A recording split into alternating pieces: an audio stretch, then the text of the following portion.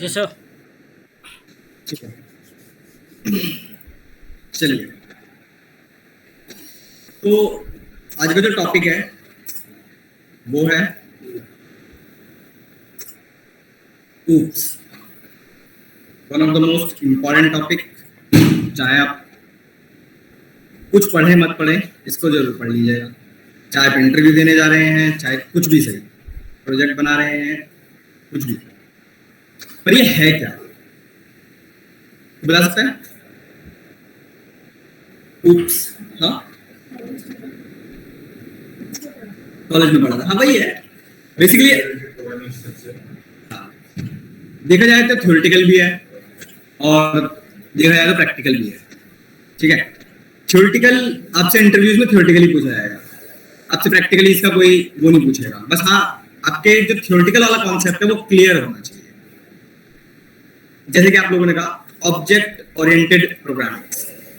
ठीक है, अब पूरा ऊप्स सिर्फ दो ही चीजों के ऊपर बेस है, क्लास एंड ऑब्जेक्ट। ये क्या है क्लास एंड ऑब्जेक्ट? तो बता सकता है क्लास क्या है?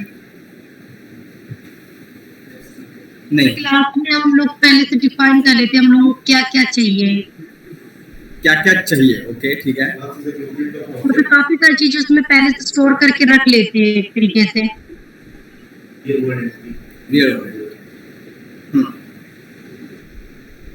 फिर मैंने कहा लिख लीजिए डेफिनेशन पहले क्लास की, फिर उसकी ऑब्जेक्ट की तब भी छोटी सी है पर स्टिल पहले क्लास की लिख लीजिए। दो डेफिनेशन है, कोई सी भी आप बोल सकते हैं जो आपको अच्छी लगती है। पहला, जैसे कि उन्होंने कहा, class is a blueprint of objects.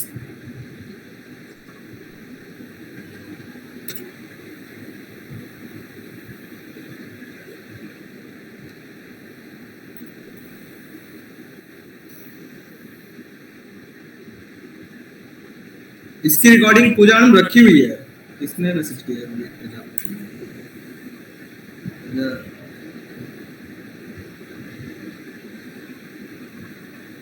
इसकी रिकॉर्डिंग तो मिल जाएगी आपको, रखी हुई है।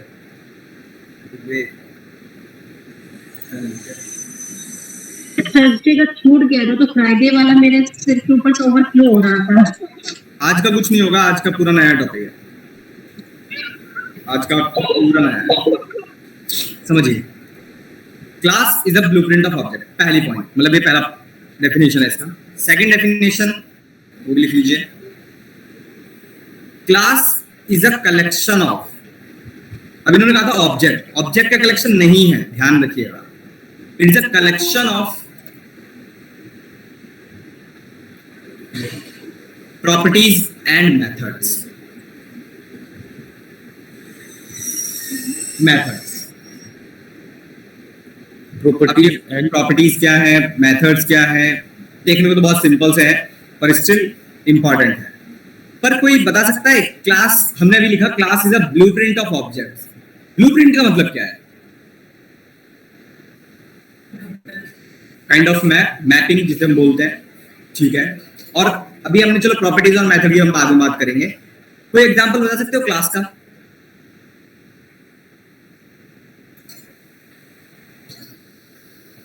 कोई भी आपको जो अच्छा लगता है। चलिए समझते हैं, पहले क्लास को समझते हैं। और ऑब्जेक्ट के बारे में अगर लिखना हो तो सिंपल है, जैसे कि उन्होंने कहा it is a real world entity, कुछ भी हो सकता है। एक और इसका पॉइंट लिख लीजिएगा ऑब्जेक्ट के लिए, जैसे हमने लिखा it is a blueprint, sorry, real world entity, और आप लिख सकते हैं it is also instance of class. ठीक है, ये सब टेक्निकल्स हैं, हम सिंपल लैंग्वेज क्या क्या बोले? It is also instance of a class. पहले समझते हैं क्लास को। अब एक एग्जांपल से इसको समझने की कोशिश करते हैं। बहुत कॉमन एग्जांपल है, आप बहुत सारे बना भी सकते हैं, पर स्टिल एक बहुत कॉमन एग्जांपल समझते हैं, कार के एग्जांपल से। भाई आप हर कार को कार ही बोलते हो, क्यों? चलो छोड़ो, कार है मेरे पास, ठीक है, बट कार के अलग अलग मॉडल्स भी हैं हमारे पास। हमारे पास टाटा है, BMW है, ऑडी है, कौन सी, वॉल्वो है, बहुत सारी कार्स हैं। ये भाई मैं इन कार को भी कार ही कह रहा हूं, तो यहां पर कार मेरे लिए क्या है, क्लास है, ठीक है। जबकि ये मॉडल्स जो हम लोग बात कर रहे हैं, ये मॉडल्स की, ये सब मेरे क्या है,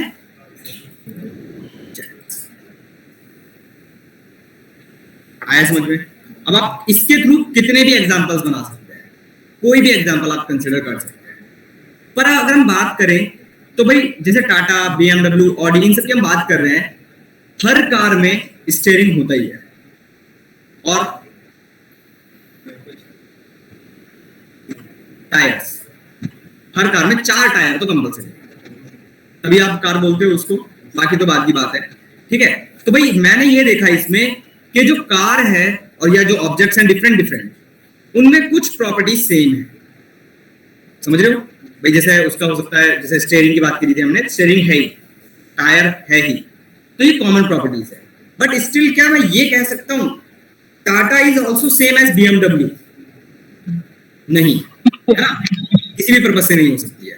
तो इसी तरीके से हर ऑब्जेक्ट एक दूसरे से डिफरेंट है। पर अगर आपने एक और चीज ध्यान दी होती, तो मैंने एक ही क्लास के मल्टीपल ऑब्जेक्ट्स बनाए। इसी तरह यहां पर ऊप्स में भी ऐसा ही होता है, एक क्लास के मल्टीपल ऑब्जेक्ट्स बनाए जा सकते हैं, हर किसी का काम अलग अलग। कैसे बनता है अब वो समझते हैं, ऑब्जेक्ट क्या होगा, कैसे पहचानेंगे, वो सब समझते हैं। यहां पर आपको एक कीवर्ड मिलता है जिसका नाम है क्लास। क्लास कीवर्ड है, और फिर आपकी क्लास का नाम, जैसे आपने कहा कार, कोलन्स। अभी मैं सिर्फ इसके अंदर एक लाइन लिख रहा हूं, इसके अंदर सिर्फ मैं भी एक नाम लिख रहा हूं, जैसे नाम नेम इक्वल टू ऑडी, या फिर मैंने कहा कलर इक्वल टू रेड, कुछ ऐसा। ये तो मैंने बनाया क्लास। अब हर क्लास का ध्यान रखिएगा, हमेशा ऑब्जेक्ट बनता ही बनता है, बिना ऑब्जेक्ट के आप कुछ भी एक्सेस नहीं कर सकते। कहां पर, ये इसकी बात कर रहे हैं कार का? नहीं, ऐसा कुछ नहीं है, पर ये सिंटैक्स, देखिए नेमिंग कन्वेंशन की अगर हम बात करें ना, तो हर किसी का लिखने का अपना अपना एक तरीका, हर किसी का लिखने का अपना अपना एक तरीका होता है, ठीक है। अगर आप क्लास बना रहे हैं तो C कैपिटल लिख लीजिए, इस लिखने को स्मॉल भी लिख लीजिए, कोई फर्क नहीं पड़ेगा, पर एक फॉर्मेलिटी बनी रहती है हमारे पास। जब से पैपेट आया तब से स्ट्रक्चर्ड हो गया, पर कोई फर्क नहीं पड़ेगा इससे, सेम है। अब अगर हम बात करें ध्यान से, हर क्लास का अपना एक ऑब्जेक्ट बनेगा ही बनेगा, और ऑब्जेक्ट क्लास के लिए मोस्ट इंपॉर्टेंट है। ऑब्जेक्ट कैसे बनता है, सिंपल, C इक्वल टू आपकी कार। यहां पर ये जो C है, ये आपका ऑब्जेक्ट है, किस क्लास का, कार क्लास का। और जैसे कि हमने देखा कि भाई हमने क्लास कार जब बनाई थी तो हमने ऑडी, BMW ये सब देखे थे, तो भाई इसी तरह मैं मल्टीपल ऑब्जेक्ट्स भी बना सकता हूं सेम क्लास की, समझ रहे हो। अब कैसे ये वर्क करेंगे, कैसे चलेंगे, वो समझते हैं। अच्छा, ये जो मैंने क्लास के अंदर ये नेम बनाया है, ऑडी बनाया, कलर बनाया है, यही है आपकी प्रॉपर्टीज, ठीक है। हमने लिखा है ना, class is a collection of properties, तो ये है मेरी प्रॉपर्टीज, या फिर आप इनको कह सकते हैं क्लास वेरिएबल्स, ठीक है। ये क्लास वेरिएबल्स हैं, क्योंकि आपने क्लास के अंदर डिफाइन किया, ओके। अब इनको कैसे एक्सेस करेंगे, क्लास के अंदर के जितने भी मेथड्स होंगे या जितने भी प्रॉपर्टीज होंगे, उन सबको आपको क्लास के ऑब्जेक्ट के थ्रू ही एक्सेस करना है। जैसे मैंने कहा प्रिंट C डॉट, C मेरा ऑब्जेक्ट, और उसके अंदर जो हमें एक्सेस करना है नेम, या फिर मैंने कहा कलर, किया हमने इसको। तो ये हमें मिल जाएगा। ठीक है, अब अभी और भी चीज देखते हैं इसके अंदर। पहले ये पॉइंट समझ में आया? पहले बताओ, oops को धीरे धीरे पढ़ो, कोई इशू नहीं, धीरे धीरे पढ़िए, आराम से सी का पढ़िए। मतलब हाँ, सर सी इसका मतलब सर सी यस टी आपका ऑब्जेक्ट है। यहाँ पर आप कुछ भी लिख सकते हैं, पर ऑब्जेक्ट कहते हैं इसे। भाई आप तो इसे ऐसे भी समझ सकते हैं कि ये असाइनमेंट भी है, पर जब भी हम oops की बात कर देते हैं तो ये हमारे लिए एक ऑब्जेक्ट बन जाता है। ठीक है, अब हमने लिखा it is a collection of properties. Now methods. अब ये मेथड क्या है?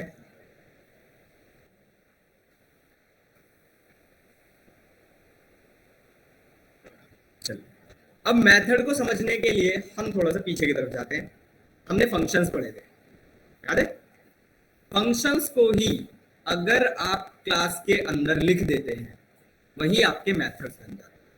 जैसे f x y z, आपने कहा प्रिंट, कुछ भी लिख रहे हैं आप यहाँ पर, दिस इज माय मेथड। ठीक है, पर अब oops में, मतलब पाइथन के oops में, बाकी लैंग्वेजेस में, और जो हमने नॉर्मल फंक्शन पढ़ा था, इनमें क्या डिफरेंस है? भाई मैंने ये फंक्शन तो बना दिया, तो सॉरी मेथड तो बना दिया मैंने, मुझे इसको कॉल भी करना पड़ेगा, पर कॉल किसकी हेल्प से करूंगा? हमेशा ऑब्जेक्ट की हेल्प से। तो कैसे लिखेंगे आप? C dot X Y Z.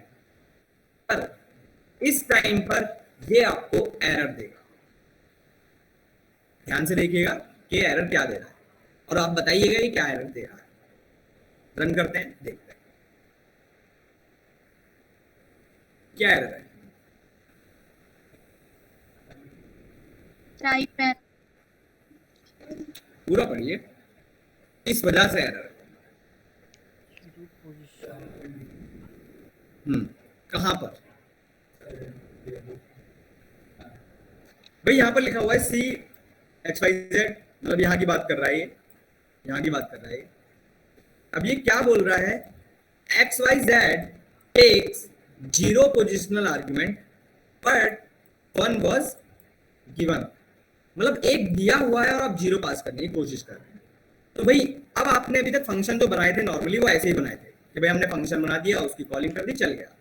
पर जब भी oops की बात आ जाती है तो हमेशा ध्यान रखिएगा, डेफिनेशन में एक पैरामीटर हमेशा फिक्स होता है, खासकर oops की बात चल रही है यहाँ पर। उस पैरामीटर का नाम है सेल्फ। ध्यान रखिएगा, ये टीसीएस के इंटरव्यू में पूछा गया था क्वेश्चन, ये बहुत बेसिक सा क्वेश्चन था कि ये जो मैंने सेल्फ लिखा है क्या ये फिक्स है? नहीं। फिर से समझिए मैंने क्या कहा। मैंने कहा ये पैरामीटर फिक्स है, ये नाम फिक्स नहीं है। डिफरेंस है दोनों बातों में, समझ रहे हो भाई? इसका क्या मतलब हुआ, कोई बता सकता है? मैं कह रहा हूं कि पैरामीटर फिक्स है, नाम फिक्स नहीं है।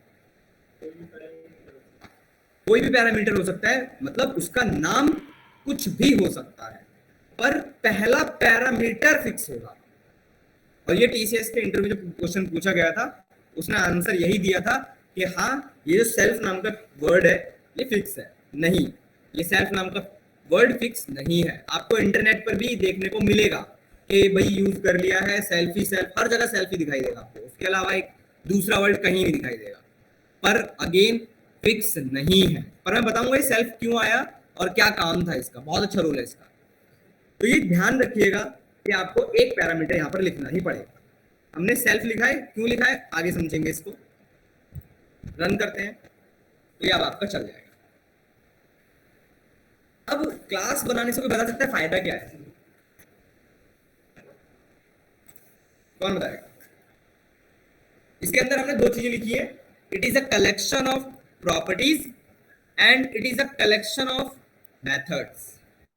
तो मुझे क्लास बनाने से क्या फायदा हो रहा है?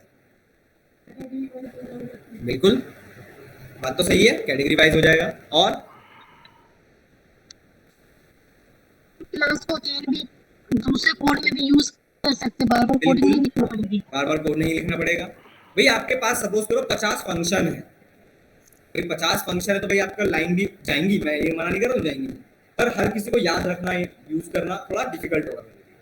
तो हमने क्या किया, उन 50 के 50 फंक्शन को एक क्लास के अंदर, अब डायरेक्टली आप किसको एक्सेस करिए, फंक्शन को एक्सेस करेंगे या क्लास को? ऑब्वियसली क्लास को, और क्लास के थ्रू हम किसी को भी एक्सेस कर सकते हैं। समझ में आया? किसी को डाउट हो पूछ लेना, कोई इशू नहीं, आराम से पढ़िए। ये स्ट्रक्चर है पूरा किसी भी क्लास का बनाने का, पाइथन के अंदर खासकर। फिर से बोल रहा हूं, अगर आपने ये पैरामीटर नहीं लिखा, अगेन एरर आई, आपको लिखना ही पड़ेगा, कंपलसरी है, पर नाम फिक्स नहीं है। हाँ बोलो बोलो देखिए, ये पैरामीटर लिखना जरूरी है, नाम तो कुछ भी लिखिए आप, यहां पर मैंने ये लिख दिया, या फिर आपने कुछ भी लिखा होता तब भी चलेगा, पर अगर आपने नहीं लिखा होता तो ये आपको एरर देगा। हाँ बोलो मतलब, हाँ जनरली यहाँ पर आपको सेल्फ ही दिखाई देगा, उसका रीजन है, मैं आगे जाके बताऊंगा उसका रीजन क्या है, पर यहाँ पर आप लिख भी कुछ भी सकते हो, काम इसका ऐसे ही है कुछ। सेल्फ एक ऐसे समझो, अगर मैं जनरल इंग्लिश वर्ड है, मैं पूछूं आपसे क्या बता रहा होगा, जैसे हम बोलते हैं ना सेल्फ, माई सेल्फ, खुद की बात होती है, तो ऐसा ही कुछ मीनिंग भी है इसका, आगे देखेंगे, थोड़ा थोड़ा धीरे धीरे पढ़ते हैं। और ध्यान रखिएगा कंपल्सरी है यहाँ पर। अगर आपने एक और मेथड बनाया होता, इसी क्लास के अंदर एक दूसरा मेथड बनाया होता आपने कुछ ऐसा, उसके अंदर भी आपको लिखना ही पड़ता, और फिर से आप उसको ही कॉल करते ऑब्जेक्ट के थ्रू। आप रन करेंगे, ठीक है, चलेगा। बताइए किसी को डाउट हो?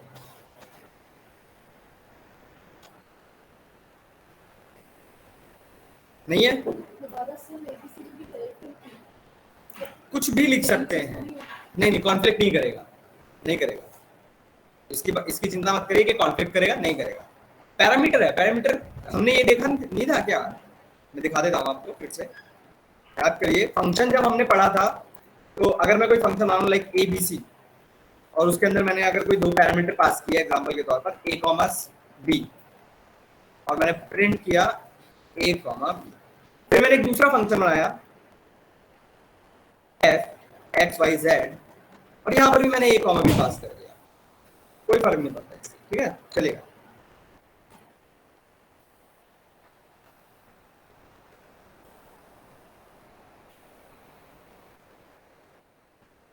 अब इसके बाद पाइथन में नहीं है ये कॉन्सेप्ट, बाकी लैंग्वेजेस में है, पर आपको पता होना चाहिए।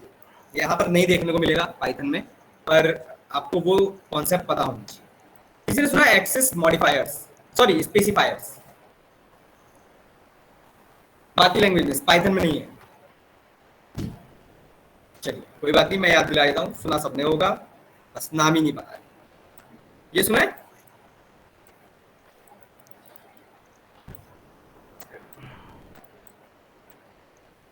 ये सर सुना है,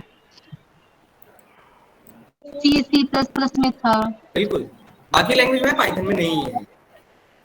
तो ये एक्सेस स्पेसिफायर्स है, ये क्या बताते हैं, क्या है इनका मीनिंग, समझते हैं धीरे धीरे करके। Public, private, protected. पब्लिक का सभी को मतलब भी एक्सेस कर सकते हैं। पब्लिक का मतलब है आपने किसी भी मेथड को, किसी भी मेंबर को, मेंबर मतलब इनकी बात चल रही है, प्रॉपर्टीज की बात चल रही है, ठीक है, किसी भी मेंबर को, किसी भी मेथड को अगर आपने पब्लिक बनाया है, तो आप उनको कहीं पर भी एक्सेस कर सकते हो इजीली, ठीक है। जैसे आप देखते हो बहुत सारे पब्लिक ट्रांसपोर्ट्स हैं, कोई भी एक्सेस कर सकता है। बात करें अगर प्रोटेक्टेड की, इसमें क्या होता होगा?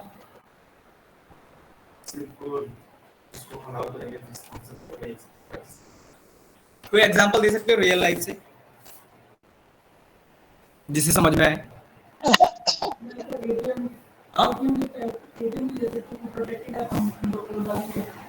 ATM, वाईफाई, वाईफाई को अगर आप करना चाहते हो तो हाँ हो सकता है।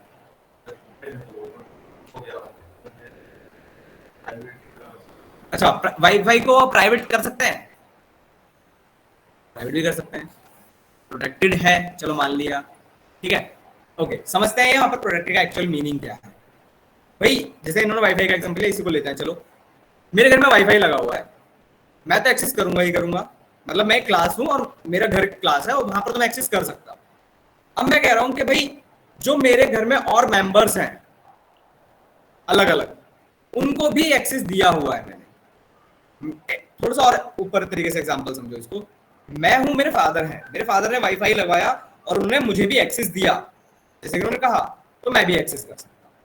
तो अगर कोई मेंबर अगर आपके क्लास में प्रोटेक्टेड है तो बस उसके चाइल्ड क्लास में ही आप एक्सेस कर पाएंगे।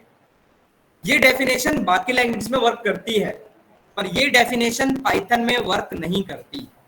इसीलिए प्रोटेक्टेड का कोई कॉन्सेप्ट नहीं होता पाइथन के अंदर, ठीक है, ध्यान रखिएगा। मैं दिखाऊंगा क्यों है ऐसा, अभी आएगा, लिख कर पता चलेगा हमको। प्राइवेट,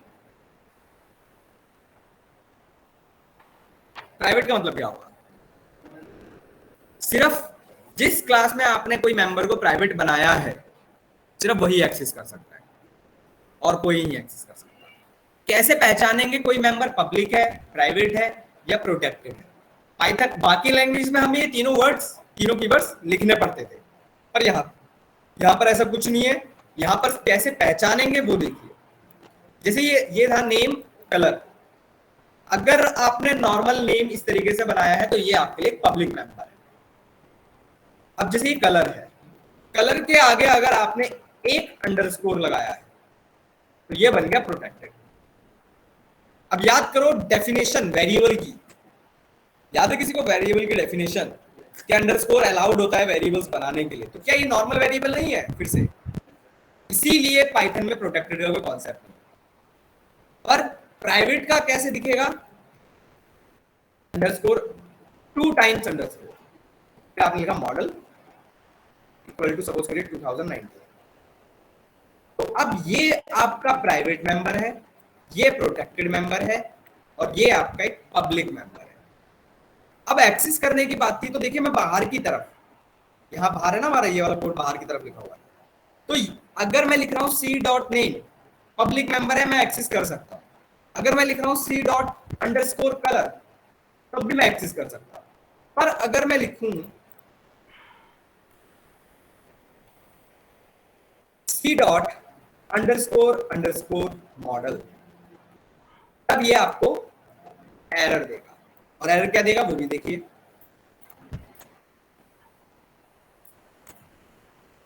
ऑडी तो आया, रेड भी आया, पर मॉडल पर हमारे पास एक एरर आ गई, क्या?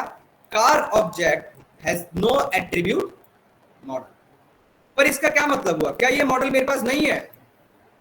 मॉडल है मेरे पास, पर प्राइवेट मेंबर है। आप बाहर की तरफ छोड़िए, आप कहीं पर भी एक्सेस नहीं कर सकते इसको।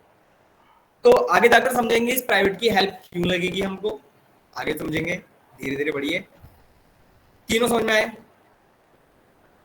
किसी को डाउट हो तो बताइए। क्लियर? आगे बढ़े। अब आते हैं एक मोस्ट इंपॉर्टेंट टॉपिक पर। अगेन ऊप्स के सारे कॉन्सेप्ट इंपॉर्टेंट है, एक एक पॉइंट इंपॉर्टेंट है। लिखिए इसके बारे में। कंस्ट्रक्टर बहुत इंपॉर्टेंट है। सुना है किसी ने कंस्ट्रक्टर? हर लैंग्वेज में है, यहां पर भी है। कैसा दिखता है, क्या है, देखते हैं। ओके, कंस्ट्रक्टर की छोटी सी डेफिनेशन है, लिखिए। कंस्ट्रक्टर इज अ, अच्छा अभी एक मिनट लिखने से पहले ये तो समझ में आया कि क्लास कार अगर मैं बना रहा हूं तो मुझे उसका ऑब्जेक्ट बनाना ही पड़ेगा, मैं एक्सेस भी नहीं कर सकता इसके अलावा। हाँ लिखिए। हाँ ये बताइए। जो आपने प्राइवेट बनाया ना, तो वो हम ये कैसे एक्सेस कर सकते हैं फिर, अगर वो एक्सेस ये इस क्लास में तो एक्सेसिबल है, जी। जहां पर आपने बनाया वहां पर एक्सेसिबल है, पर बाहर की तरफ या उसकी चाइल्ड क्लास में कहीं पर भी एक्सेस नहीं होगा। अच्छा ठीक है। अब आप बताओ क्या कह रहे हो आप? हेलो, जी मैं ये पूछ रही थी बस। ओके ठीक है, मैं दिखाऊंगा, अभी प्रिंट करा कर दिखा दूंगा मैं आपको, कोई इशू नहीं है। लिखिए कंस्ट्रक्टर के बारे में। Constructor is a special method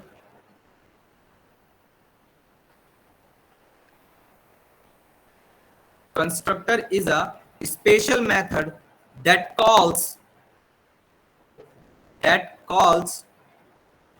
automatically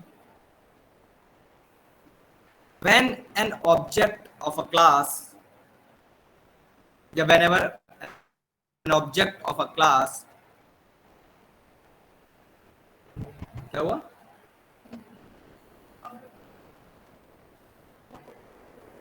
that calls automatically whenever an object of a class is created। बता सकते हैं हमने क्या लिखा, पढ़ा हुआ है ना आपने, काफी टाइम बाद आ रहे हो भाई साहब, कहाँ गए थे? पिछले वीक ना, पिछले वीक तो छुट्टी की थी आप, ठीक कोई बात नहीं। ओके, इस डेफिनेशन को समझकर बता सकते हो क्या है इसका मतलब, क्या समझ में आ रहा है इससे? ऑब्जेक्ट क्रिएट होता है ऑटोमेटिकली क्रिएट हो जाता है। दोबारा पढ़ो।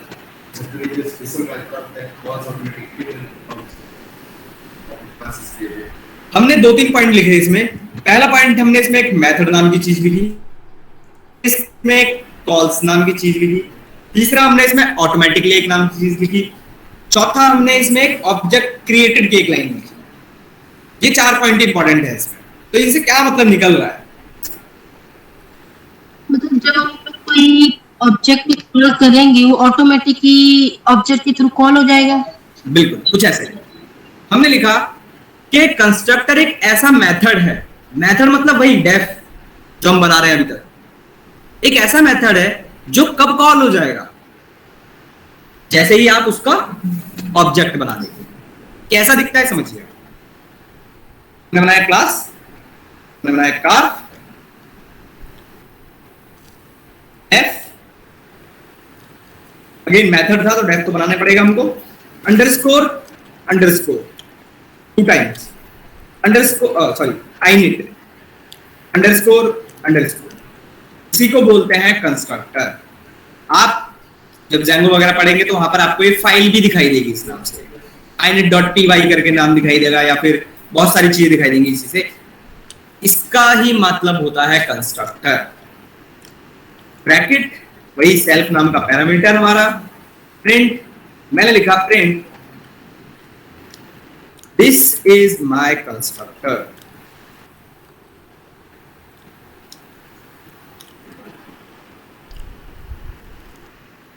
एक और मेथड बनाते हैं, f xyz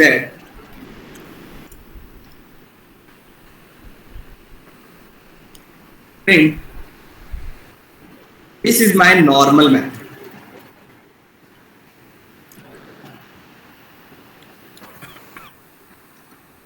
अब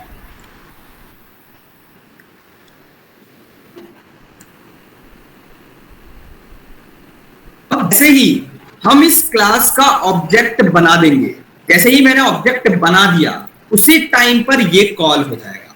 उसी टाइम पर मुझे इसको कॉल करने के लिए भाई इसका कॉल करना ही पड़ेगा, मुझे ये लिखना पड़ेगा c.xyz, जबकि कंस्ट्रक्टर के लिए कोई रिक्वायरमेंट नहीं होती, ये ऑटोमेटिकली कॉल होता है। रन करके देखते हैं।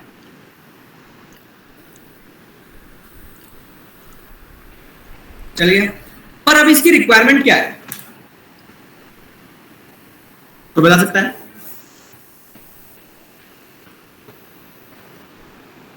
अपने आप ही कॉल हो गया तो फिर क्या मतलब होगा? क्यों रिक्वायरमेंट है फिर इसकी, या हर एक लैंग्वेज में इसकी क्या जरूरत पड़ गई तो बता सकता है?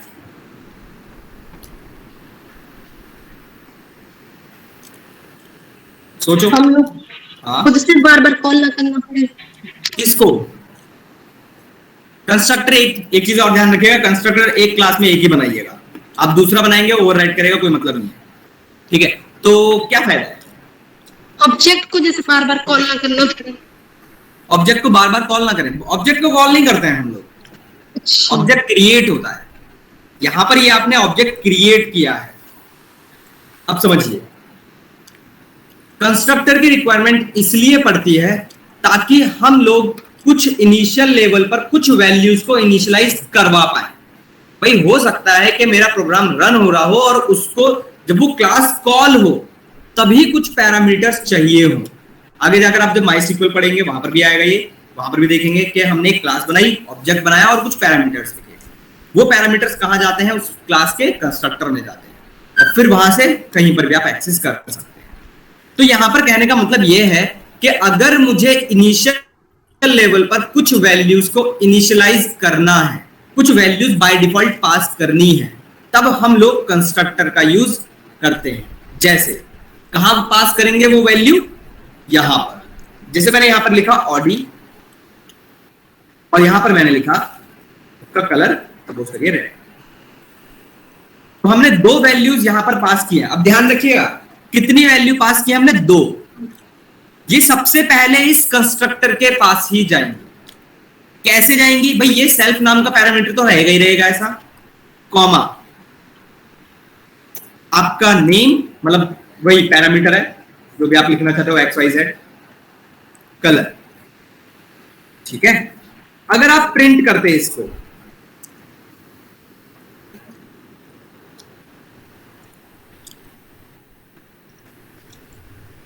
अब देखिए ऑडी और रेड। तो अब अगर मैं मल्टीपल ऑब्जेक्ट्स बना रहा हूं, दूसरा ऑब्जेक्ट बनाया मैंने सेम क्लास का, पर मैंने दूसरी वैल्यू पास की है, अगेन आउटपुट क्या आएगा?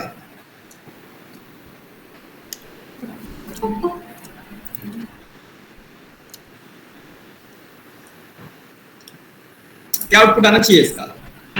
सर BMW और वाइट आना चाहिए। BMW और वाइट, ये नहीं आएगा? ऑडी और रेड, ये भी आएगा। तो टोटल आउटपुट कितना आएगा भाई? देखिए सबसे पहले तो यही लाइन बाय लाइन की बात है, तो यही चलेगा हमारा। सबसे पहले इसे देखेगा, अच्छा ये ऑडी है, रेड है, मैं अपने इसके पास गया, ये वैल्यू, भाई ये वैल्यू जाकर इसको असाइन होगी और ये वैल्यू जाकर इसको असाइन। ये प्रिंट हुआ, ये प्रिंट हुआ, ये प्रिंट हो गया, इसका काम खत्म। फिर अच्छा इसने देखा एक और ऑब्जेक्ट है मेरे पास, उसकी वैल्यू अलग है, ये गया इसके पास, ये गया इसके पास, फिर से प्रिंट हुए, फिर से ये प्रिंट हो गया। तो आपके पास Audi red, this is my constructor, BMW white, this is my constructor, ये आपका आउटपुट आएगा। ठीक है, तो आप डिफरेंट वैल्यूज भी पास कर सकते हैं एक ही क्लास के अंदर। ये समझ में आया? अब आते हैं इस सेल्फ के ऊपर। अब मैं क्या करता हूं, थोड़ा सा इसको हटा देता हूं। क्या करना है?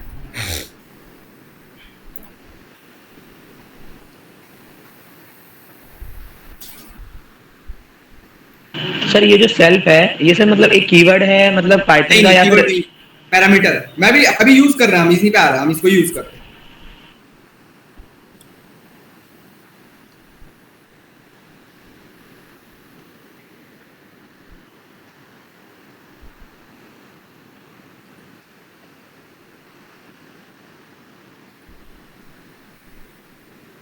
अभी यूज कर रहे हैं बस।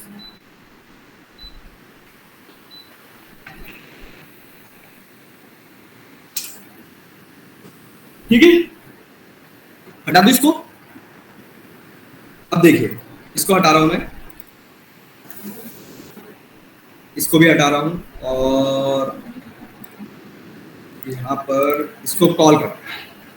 ठीक है, अगर मैं यहां पर इस वाले मेथड की बात कर रहे हैं, हम XYZ की बात कर रहे हैं, क्या मैं यहां पर अगर प्रिंट नेम लिखूं और कलर लिखूं तो क्या ये चलेगा? हमने XYZ को कॉल किया, ये हटा देते हैं, यहां से रन करते हैं। एरर रही भाई, ये तो प्रिंट हो रहे हैं ऊपर से, कंस्ट्रक्टर वाले लाइन से यहां से प्रिंट हो रहे हैं, नीचे वाले में हमारे पास एरर आ गई। तो भाई कंस्ट्रक्टर में मैंने वैल्यू तो डिफाइन की थी, यही वैल्यूज मुझे किसी दूसरे मेथड के अंदर भी एक्सेस करनी थी, तो भाई इस तरीके से तो मैं नहीं कर पाऊंगा। तब हमारे पास हेल्प करता है हमें ये सेल्फ नाम का एक पैरामीटर। कैसे वर्क करेगा समझिए। अब यहां पर सेल्फ को थोड़ा समझते हैं। सेल्फ बताता क्या है? सेल्फ बताता है करंट इंस्टेंस की बात। इंस्टेंस नहीं समझ पा रहे हैं तो करंट ऑब्जेक्ट की बात कर रहे हैं। करंट ऑब्जेक्ट का मतलब है आप किस फर्स्ट टाइम पर या सेकंड टाइम पर, थर्ड टाइम पर, जब जब आप इसे कॉल कर रहे हैं तब किस ऑब्जेक्ट की आप बात कर रहे हैं। जैसे अभी हम बात कर रहे हैं सी की, तो भाई वो इसके पैरामीटर लेगा। फिर नेक्स्ट टाइम में जब दूसरा ऑब्जेक्ट आएगा तब सेल्फ दूसरे पैरामीटर की बात करेगा। पर लिखेंगे कैसे? सेल्फ डॉट, ठीक है, सेल्फ डॉट। अब इसके थ्रू आप कितने भी पैरामीटर्स, सॉरी नॉट पैरामीटर्स, कोई भी वेरिएबल, नया वेरिएबल, पुराना वेरिएबल, कुछ भी बना सकते हैं। जैसे एग्जांपल के तौर पर मैंने लिखा self dot name equal to name. मैं कंफ्यूज करने के जानबूझ के लिए ऐसे लिख रहा हूं, मैं समझाऊंगा क्यों लिख रहा हूं मैं ऐसा। फिर मैंने लिखा self dot colour equal to colour, ठीक है। अब अगर मैं यहां पर दूसरे मेथड के अंदर सेल्फ के थ्रू प्रिंट करने की कोशिश करूं, ठीक है, अब पहले समझिए इसको।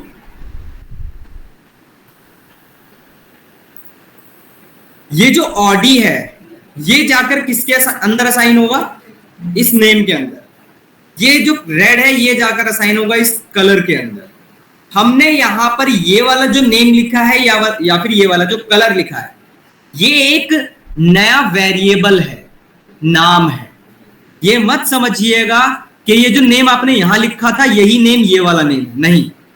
ये वाला नेम कौन सा है? ये वाला नेम आपका ये वाला नेम है, और ये वाला कलर ये वाला कलर। कैसे लिखा हुआ है ये? Self dot name equal to name. मुझे बताओ नेम में क्या वैल्यू थी? भाई ऑडी थी। अब ये ऑडी किस में असाइन हो चुका है? इसके अंदर। और आप इसको अब कहां पर एक्सेस कर सकते हो? किसी दूसरी क्लास में भी एक्सेस कर सकते हो। अगर हम रन कराकर देखें तो आउटपुट चेक करेंगे। फिर मैं इजी वाला तरीका भी दिखाता हूं इसका। इजी वाला तरीका मतलब कि जो मैं ये कंफ्यूज करने के लिए आपके लिए लिखा था, इसको आराम से देख सकते हैं। ऑडी और रेड मिला। अगर आप यहां पर लिखते self dot X self dot Y, again यहां पर तो नेम ही है, यहां पर तो कलर ही है। ये इसकी जो वैल्यू होगी वो किसके अंदर असाइन हो जाएगी? इस एक्स के अंदर, सेल्फ डॉट एक्स के अंदर। और ये जो वैल्यू है कलर की वो वाई के अंदर। तो अगर आप सेल्फ डॉट एक्स और सेल्फ डॉट वाई किसी दूसरे मेथड के अंदर एक्सेस करना चाहते हैं तो आप इजीली एक्सेस कर सकते हैं। ये समझ में आया सेल्फ का काम। तो मुझे एक सेल्फ से एक चीज समझ में आई कि सेल्फ के थ्रू अगर मैं कोई भी वेरिएबल बनाऊंगा तो मैं थ्रू आउट द क्लास कहीं पर भी एक्सेस कर सकता हूं उसको। ये समझ में आ रहा है? किसी भी मेथड के अंदर आराम से। समझो सर, जो ये सेल्फ के बगल में मतलब जहां कंस्ट्रक्टर में कलर लिखा हुआ है, हाँ, अगर वहां पे नेम और कलर की जगह अगर जैसे हम कुछ और भी लिखते हैं, हाँ, तो हमें वेरिएबल के सामने भी वही लिखना पड़ेगा? नहीं नहीं, हाँ यहाँ पर यस सर, हाँ बिल्कुल। भाई अगर आप यहाँ पर सपोज करो लिखते हो एग्जांपल के तौर पर जी, यहाँ पर आप लिखते हो एच, फिर आपको ऑब्वियसली यहाँ पर जी और एच ही लिखना पड़ेगा सर, क्योंकि सर ये और वो दोनों सेम ही है ना। एक मिनट गौरव, एक मिनट। अगर आप चाहते हो ये वाली वैल्यूज किसी दूसरे वेरिएबल में असाइन करना, तब अगर आप अपने हिसाब से पास करना चाहते हो आप ये भी लिख सकते हो सेल्फ डॉट, एग्जांपल के तौर पर self dot C equal to suppose करो 2016। आप ये जो सी असाइन किया है उसकी वैल्यू 2016 है। अब आप इसको कहीं पर भी एक्सेस कर सकते हो, ठीक है ना। ये तो हमने जो वैल्यू हम यहां से दे रहे हैं वो वैल्यू इसमें आकर स्टोर हो रही है, इसमें आकर स्टोर हो रही है, और फिर हम किसी दूसरे वेरिएबल में स्टोर कर रहे हैं। हाँ गौरव बोलो, आप क्या कह रहे हो? सर मैं बस वही पूछ रहा था कि वहां पे पास करना पड़ेगा या नहीं। यहाँ पर तो इस तरीके से पास करना। ये समझ में आया? ऐसा क्यों लग रहा है मुझे? सब कंफ्यूज हो गए।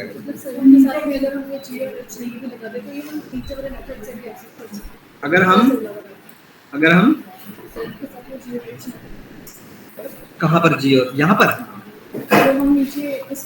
अगर यहाँ पर ना लगाए, कोई आंसर बताएगा? अगर हम यहाँ पर ये जी और एच ना लिखे, यहाँ पर बोल रहे हो ना आप? हाँ, यहाँ पर ना, यहाँ पर कोई वैल्यू देनी पड़ेगी आपको, ये बोलो। तो सर एरर आएगा अगर हम यहाँ पर लिख दें, लाइक सपोज करिए ऑडी या फिर कोई भी आप जो भी लिखना चाह रहे हैं, ये बिल्कुल अब आए।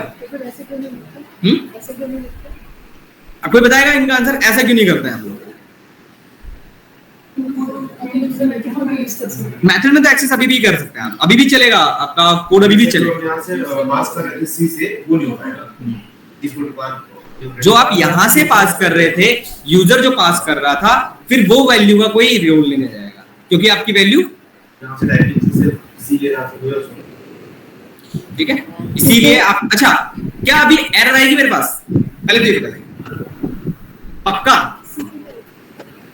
ध्यान से समझिए भाई साहब, ध्यान से देखिए, क्या एरर नहीं है?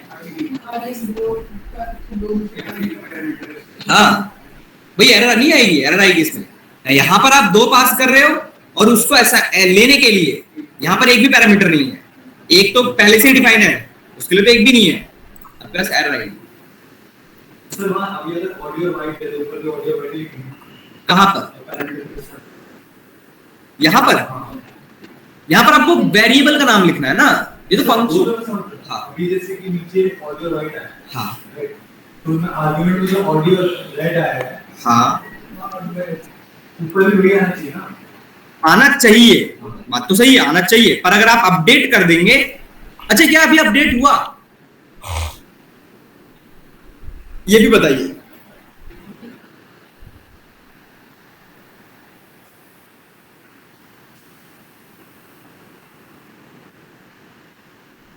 सोचिए और बताइए। सर सेल के बगल में भी ऑडियो और वाइट होना चाहिए।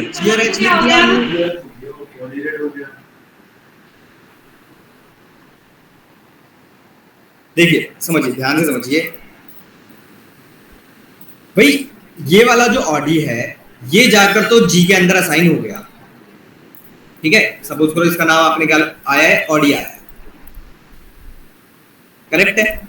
और इस रेड जाकर ये एच के अंदर स्टोर हो गया है, ये भी ठीक है, सही है। पर फिर हमने तो ये नए वेरिएबल्स बना लिए थे ना, सेल्फ डॉट एक्स और सेल्फ डॉट वाई। अगर हमने लिखा होता यहां पर एच, यहां पर सपोज करो जी, और यहां पर भी हमने जी और एच ही लिखा होता, और फिर मैं अगर लिखता self dot G equal to BMW, अब ये अपडेट है या नहीं? अब ये अपडेटेड है। अब देखो आउटपुट, एरर आया, क्या एरर आया हमारे पास? कहां पर थी? ओह सॉरी, यहां पर चेंज नहीं किया हमने, जी और एच को चेंज नहीं किया हमने।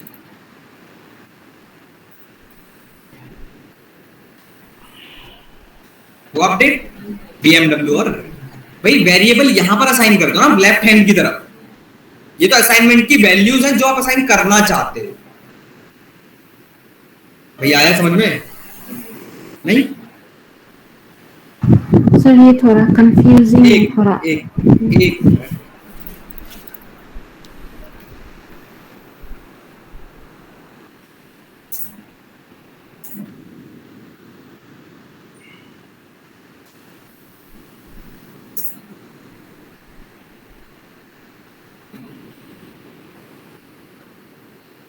ये लाइन समझ में आती है?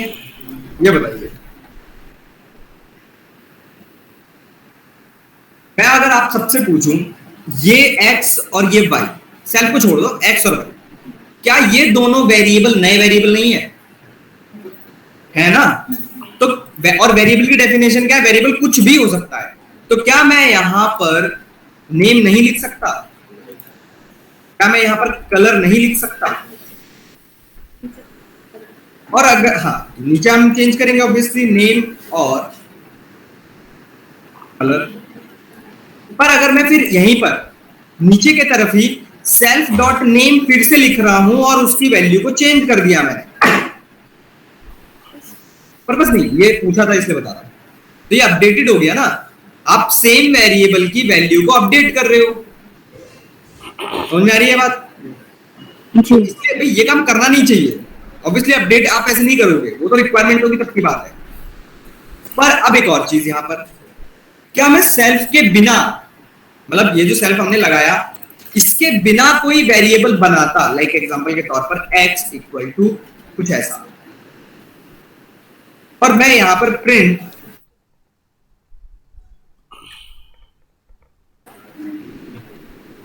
ये तो समझ में आ रहा ना भाई, ये कैसे वेरिएबल बन गया आपका एक लोकल वेरिएबल।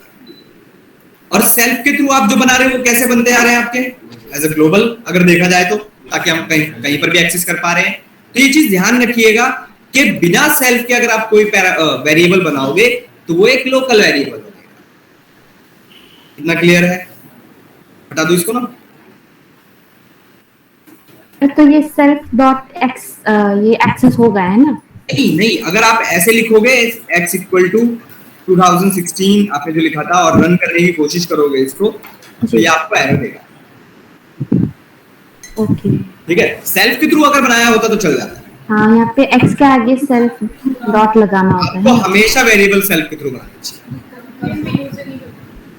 ये वाला अब आपकी मर्जी है, अगर आप चाहते हो कि सिर्फ इसी फंक्शन में रहे, ये इसी मेथड में रहे तो बनाओ, रिक्वायरमेंट के अकॉर्डिंग है।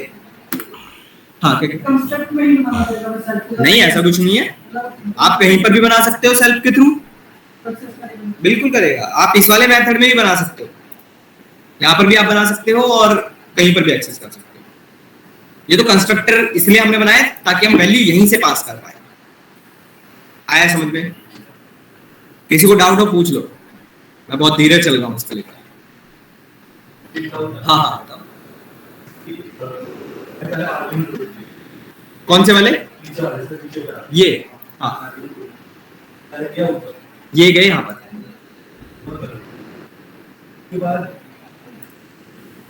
मेरे पास जो रिजल्ट आने चाहिए वो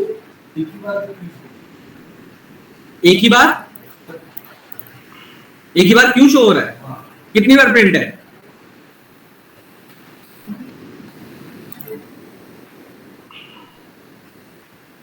यहाँ ये तो असाइनमेंट है बस। आपने यहाँ पर प्रिंट लगाया तो ऑब्वियसली यहाँ पर भी मिलता था। प्रिंट तो आपने यहीं लगाया इस वाले मेथड के अंदर। ये क्लियर हुआ? ठीक है, आइए थोड़ा सा आगे बढ़ते हैं और थोड़ी सी चीजों को देखते हैं। अब पहले मैं बता रहा हूं सिंपल, ऊप्स के अंदर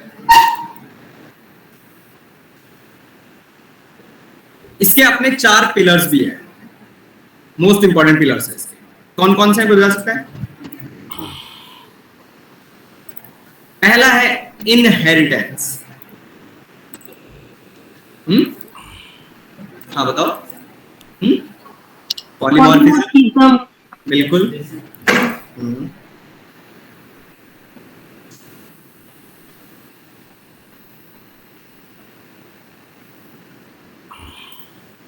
एनकैप्सुलेशन, और चौथा एब्स्ट्रैक्शन। ये एनकैप्सुलेशन लिखा हुआ है, ठीक है, और चौथा है आपका एब्स्ट्रैक्शन। और आपसे इंटरव्यूज में क्वेश्चन यहीं से आएंगे और ये 100% है, आएंगे। इनहेरिटेंस के भी अपने अपने टाइप्स हैं। Single level inheritance, multi level inheritance, multiple inheritance, hierarchical और हाइब्रिड।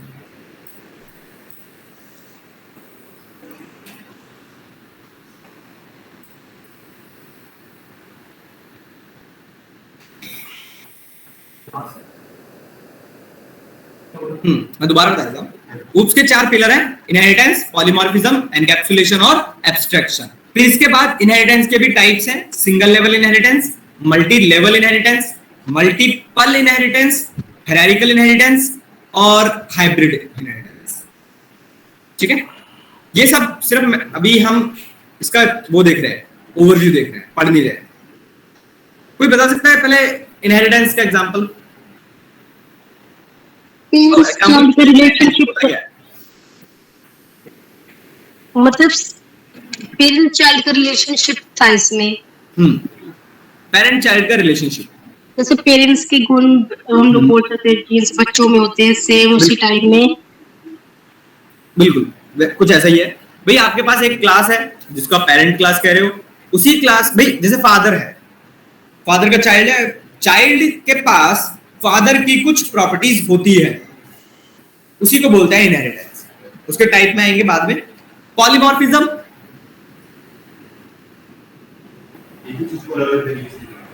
हाँ बात तो सही है, इन्होंने सही कहा, बट थोड़ा सा टेक्निकल बोले तो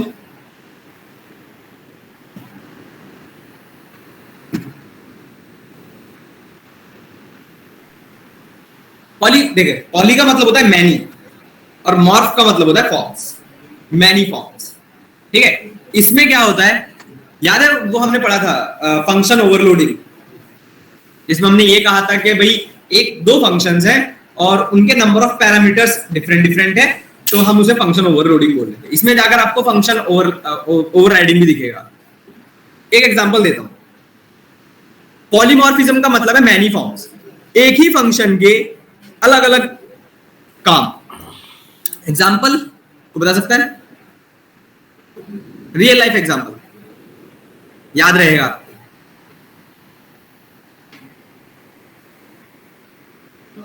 जैसे एग्जांपल की अगर हम बात करें तो भाई एक एनिमल की बात करते हैं, डॉग भी एक एनिमल है, कैट भी एक एनिमल है, दोनों के पास साउंड है, साउंड नाम की प्रॉपर्टी है, बट दोनों की साउंड क्या सेम है? दोनों की साउंड डिफरेंट है। पॉलीमॉर्फिज्म। टेक्निकल थोड़ा सा आते हैं यहीं पर।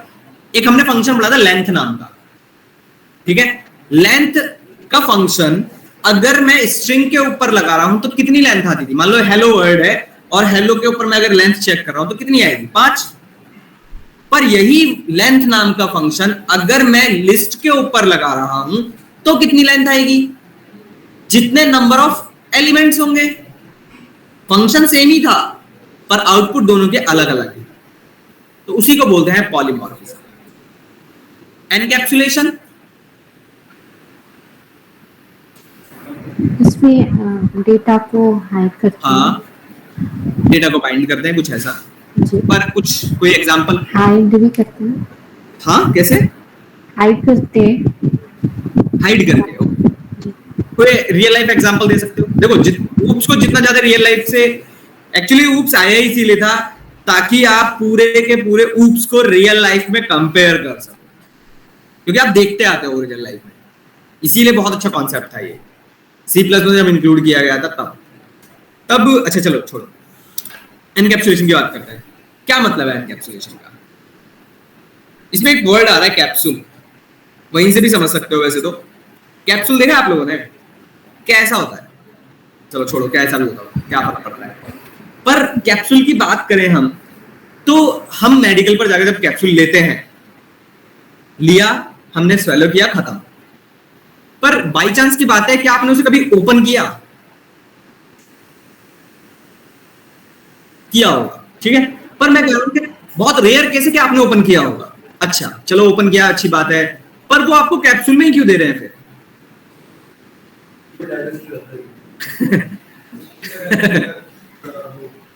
हाँ, पाउडर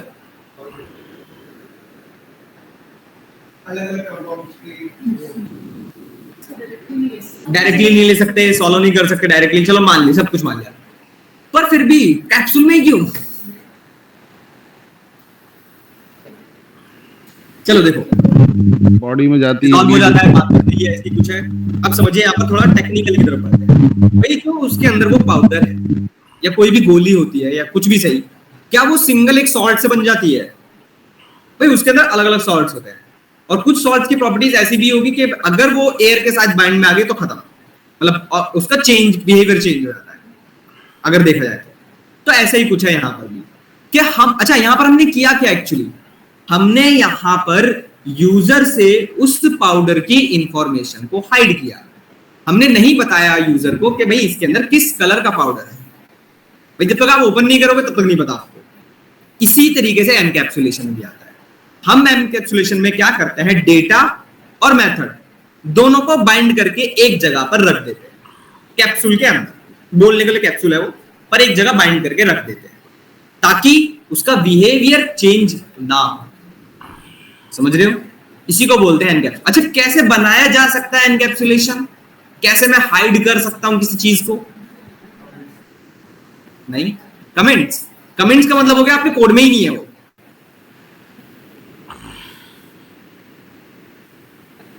बताओ, प्राइवेट करके, प्रोटेक्टेड नहीं, प्राइवेट करके।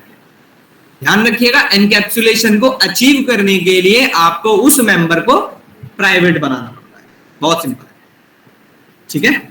ओके, एनकैप्सुलेशन और एब्स्ट्रैक्शन ये दोनों साथ में क्वेश्चन आते हैं, साथ में ही पूछा जाते हैं क्वेश्चन कि what is the difference between encapsulation and abstraction. Abstraction में क्या होता होगा फिर?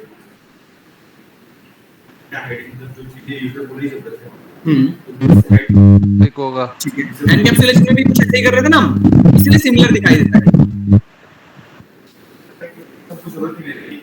जरूरत ही नहीं तो फिर दे दिया मैंने। हाँ, फ्रंट एंड को दिख रहा है, फ्रंट एंड में काम कर रहा हूं, बैक एंड क्या काम कर रहा है, क्या लॉजिक लग रहा है, उससे मुझे को मतलब नहीं। ठीक है, वो कह सकते हैं एब्स्ट्रैक्शन।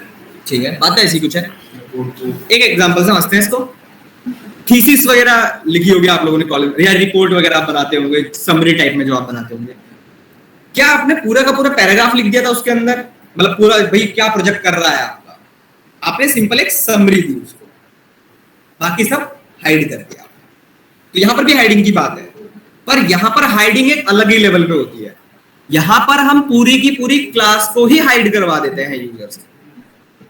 भाई एनकैप्सुलेशन में हम एक मेंबर की बात चल रही थी कि हम उस मेंबर को हाइड कर रहे थे, पर एब्स्ट्रैक्शन में हम पूरी की पूरी क्लास को ही हाइड कर देते हैं। तो हम, और एब्स्ट्रैक्शन मोस्ट इंपॉर्टेंट है, थोड़ा डिफिकल्ट भी है, बट मैं आसान तरीके से बताऊंगा इसको, आसानी से आ जाएगा। पर ध्यान रखिएगा, ये चारों पिलर्स मोस्ट इंपॉर्टेंट पिलर्स हैं। आपसे क्वेश्चन जो आएंगे वो आएंगे इनहेरिटेंस से, एनकैप्सुलेशन से, मतलब एनकैप्सुलेशन तब भी ना पूछेगा कोई, एब्स्ट्रैक्शन से, और पॉलीमॉर्फिज्म का थोड़ा डेफिनेशन वगैरह पूछ लेगा आपसे। इनहेरिटेंस से भी आपसे ये तीन पूछे जाएंगे, ठीक है। बाकी बात है, इसमें किसी को डाउट है? अभी सिर्फ मैंने ओवरव्यू दिया है इसका, मैंने पढ़ाया कुछ नहीं अभी। जब तक प्रैक्टिकल नहीं देखा कुछ भी समझ नहीं आएगा, और समझ में आ गया ना कि कैसे चल रहे हैं सारे।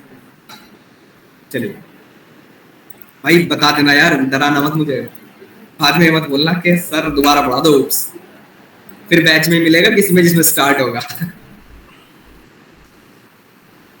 इसलिए बोल रहा हूं, कोई क्वेश्चन हो पूछ लो अभी।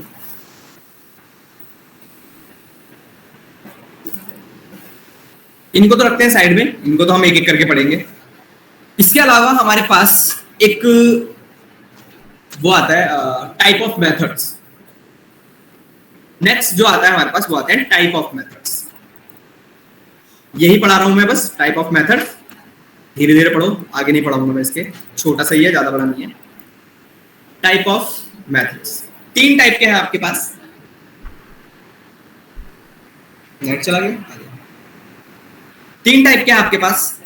पहला है इंस्टेंस मेथड, दूसरा है आपके पास क्लास मेथड, तीसरा है आपके पास स्टैटिक मेथड। ये काफी लोगों को नहीं पता होता, इंटरव्यूअर के टाइम पर काफी लोगों को इनके बारे में नहीं पता होता, वो आपसे पूछते भी नहीं है। उन्हें बस एक ही पता होता है, बस ये वाला, और उन्हें कुछ नहीं पता होता कि हाँ क्लास नाम की भी कोई चीज होती है और स्टैटिक नाम की भी चीज होती है। पर आपके पास टाइप ऑफ मेथड में आपको 3 टाइप के दिखाई देंगे। एक एक करके देखते हैं, बहुत इजी है, आसानी से आ भी जाएगा आप लोगों को। मैंने क्या किया, मैंने एक क्लास बनाई, सपोज करिए आर की बनाते हैं।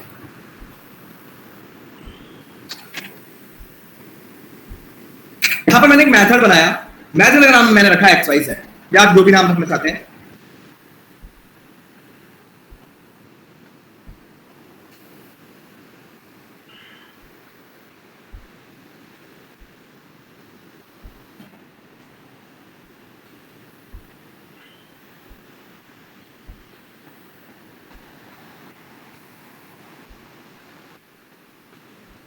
फिर आपने यही देखा है सेल्फ वाला।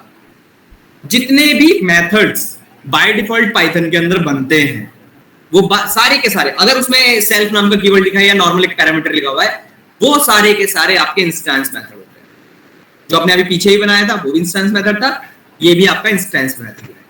पर इंस्टेंस मेथड में एक बात जरूरी है, c.xyz जो आपने लिखा है भाई ऑब्जेक्ट के थ्रू ही आप कॉल कर रहे हैं और हमें ऑब्जेक्ट के थ्रू ही कॉल करना भी है।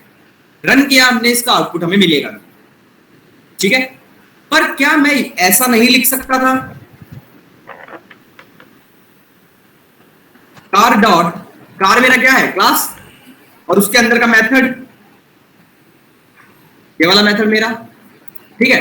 रन करते हैं और एरर क्या आती है वो देखते हैं। हमारे पास एक एरर आई कि XYZ missing one required positional argument set. ये बोल रहा है कि भाई इसके पास ना एक सेल्फ नाम का पैरामीटर आ रहा है, आप उसके लिए कोई ना कोई वैल्यू पास करिए। तो मैंने क्या किया, चलो मैंने वैल्यू ही पास कर दी, मैंने हेलो पास कर दिया, ठीक है। रन करते हैं, अब ये चल गया। पर क्या यहां पर हेलो का कोई यूज है? कोई यूज नहीं है। वो सेल्फ था, वो उसको एज अ पैरामीटर समझ रहा था, जबकि वो पैरामीटर एज अ पैरामीटर उसके लिए वर्क नहीं कर रहा है, वो बाकी चीजों के लिए वर्क कर रहा है, वो करंट इंस्टेंस को बता रहा है।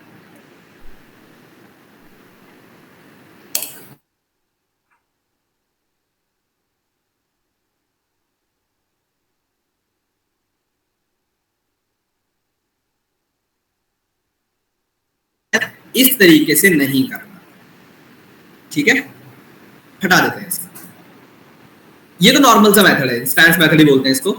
अगर आपको बनाना है किसी मेथड को क्लास मेथड, तब आपको डेकोरेटर यूज करना पड़ता है, पढ़ा ना डेकोरेटर। तो डेकोरेटर क्लास मेथड, ठीक है। और फिर आप यहां पर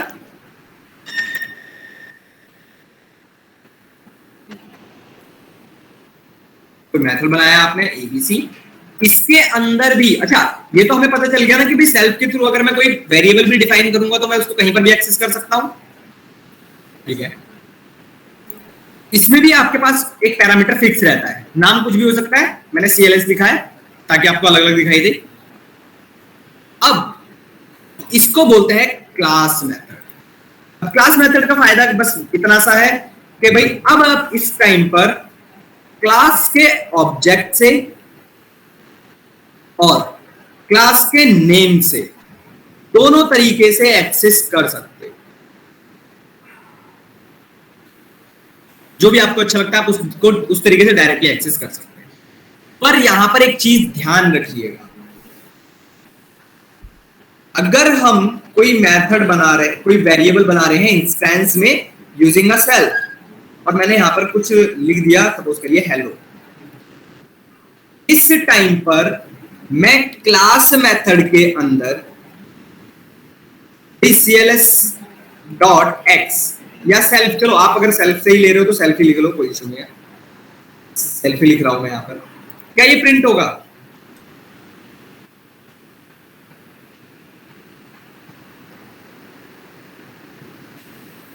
रन करते हैं, चेक करते हैं, तो आपके पास एरर आती है।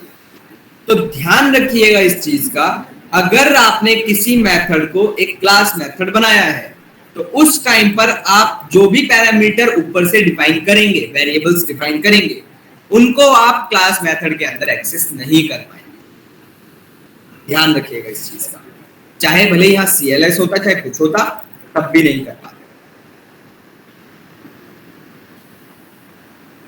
ठीक है। ये क्लियर है? ओके। और देखिए इसी तरह अगर किसी मेथड को आपको एक स्टैटिक मेथड बनाना तो अगेन डेकोरेटर का ही यूज करना है आपको और लिखना है स्टैटिक मेथड।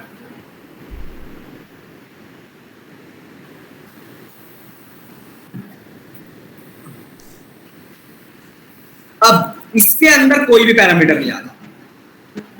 आपका नॉर्मल फंक्शन है, जैसे आप फंक्शन बाहर बना रहे थे, यहां पर भी फंक्शन है, पर यहां पर भी एक फायदा है बस कि भाई अब यहां पर भी आप क्लास के नेम से और ऑब्जेक्ट के नेम से दोनों से ही कॉल कर सकते हैं इसको। पर आप इनके थ्रू जो भी वैल्यू बनाएंगे वो कहीं पर भी आप एक्सेस नहीं कर सकते, क्योंकि लोकल बनेंगे इसमें सारे, ये ध्यान रखिएगा। आप रन करेंगे अगर तो ये चलेगा। तो ये हैं आपके डिफरेंसेस तीनों। ये हैं आपके क्लास मेथड, स्टैटिक मेथड और इंस्टेंस मेथड। आपसे कोई नहीं पूछेगा इनके बारे में, किसी को पता भी नहीं है इनके बारे में, तो यूज कहाँ पे? इसीलिए बोल रहा हूं। देखिए स्टैटिक मेथड का यूज होता है, स्टैटिक मेथड का यूज कहां हो सकता है, कोई बता सकता है?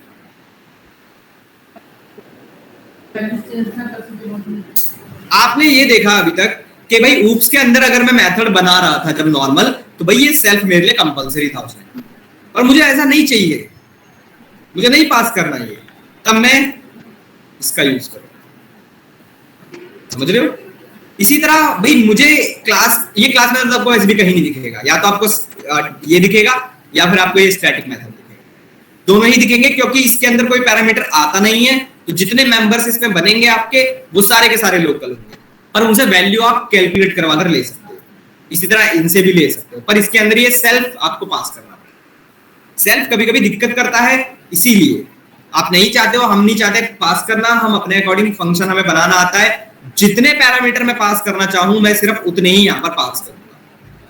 मैं सेल्फ से कुछ भी नहीं करवाना चाहता, क्योंकि सेल्फ के थ्रू आप भाई आपको ही पता है कि अगर कोई दूसरा मेथड होता तो वो भी इंस्टेंस मेथड होता, उसमें आप सेल्फ के थ्रू एक्सेस कर सकते थे, पर नहीं चाहते हो आप, तो आप स्टैटिक मेथड का यूज करेंगे। सेम क्लास का भी ऐसे ही कुछ है, पर इंपॉर्टेंट नहीं है। इनमें से कोई सा भी इंपॉर्टेंट नहीं है सिवाय इंस्टेंस मेथड को छोड़। पाइथन के अंदर आपको यही दिखाई देगा। इतना क्लियर हुआ? बहुत है, बहुत ज्यादा है। क्या कह रहे हो भाई? तीनों मेथड एक साथ यूज होता है ना, अलग अलग होता है? आपकी आवाज नहीं आ रही यार, क्या कह रहे हो? तीनों मेथड एक साथ यूज होता है ना, अलग अलग होता है? अलग अलग यूज होता है, आपकी मर्जी। आपको ये तो मैंने आपको तीनों में डिफरेंस लिखने के लिए दिखा दिया है एक साथ, आप कुछ भी यूज करो उसमें, आपकी मर्जी। अच्छा ये बताइए, जो वीकेंड वाले लोग हैं कल 10 बजे कर सकते हैं ज्वाइन, या आ सकते हो? कोई बात नहीं, जो लोग आ सकते हैं 10 बजे आ जाइएगा, यही कंटिन्यूएशन में रहेगा टॉपिक, ठीक है? क्योंकि नेक्स्ट वीक का आपको वेट नहीं करना पड़ेगा, और जो वीकेंड वाले हैं फिर वो वीकेंड में करिएगा। और जो लोग आ सकते हैं वो कंटिन्यूएशन में रखिए इसको, ताकि स्किप ना हो, आप भूल जाएंगे अगले हफ्ते तक। ये मैं लिख के देता हूँ, ठीक है? तो आज इतना ही करते हैं, कल हम इनहेरिटेंस वगैरह ये सब देखेंगे।